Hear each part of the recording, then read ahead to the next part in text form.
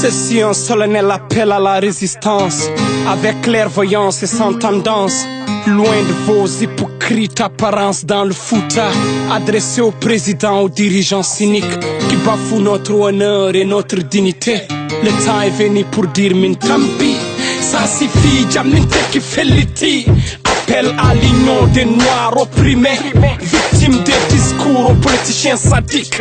Bientôt va sonner le glas de la révolution.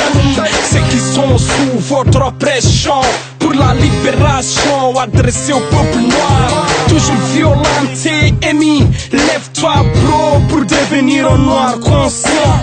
Lève-toi bro pour dénoncer les crimes du fils du président. Mais attends, il faut dire les choses à temps, monsieur le président.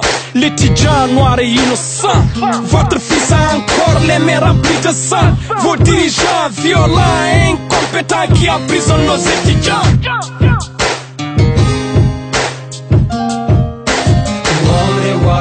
Samunde economy jo pata Minjira senta de modern economy jo pata Wari baba falta kinene Donko mi jo adina Yeah the palm seven badani justice Mimbawa de jude Wamle wari samunde economy jo pata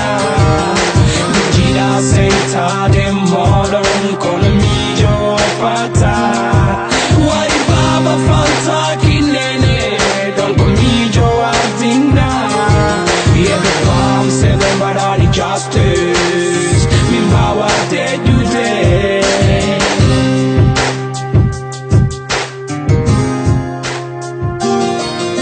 La Mauritanie est pire que la Syrie. Urmo babiraba men bara, minraba men pialiba. Il faut s'attendre à pire que ça. Urmo bat esclavage, injustice jusqu'à quand? Urmo police foti rente min, donc police warat min. Mingwana wumbe, sak min kone dawete.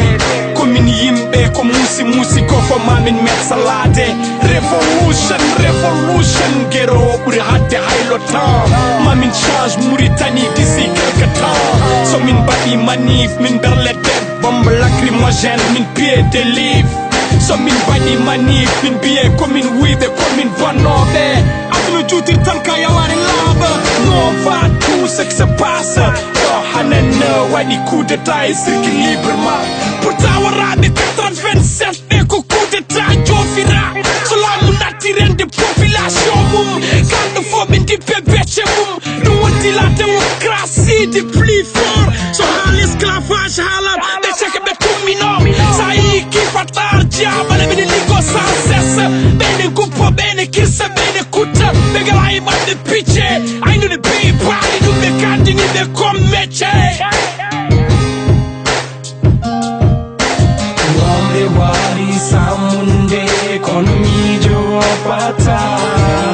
Minjira senta de modern economy jo pata.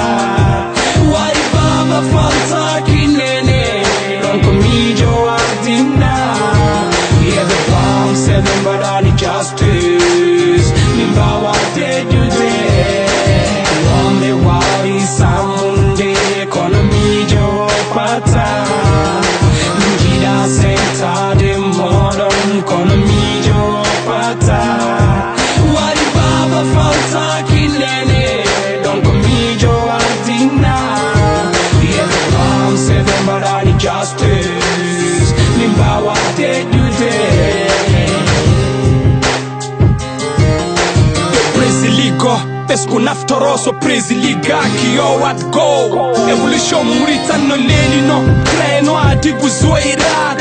Brasi comedy hal de fos artat. Omi artirame anedot. Do hadi min windi tare min pondi hen kurndam. So participer election adi ma min jupudi jam. Bomba clat. Mauritanie suwori ni ma mende wadi clat. Minen koni generation orifice. Andu bela liberté nes négocie pas el sarach.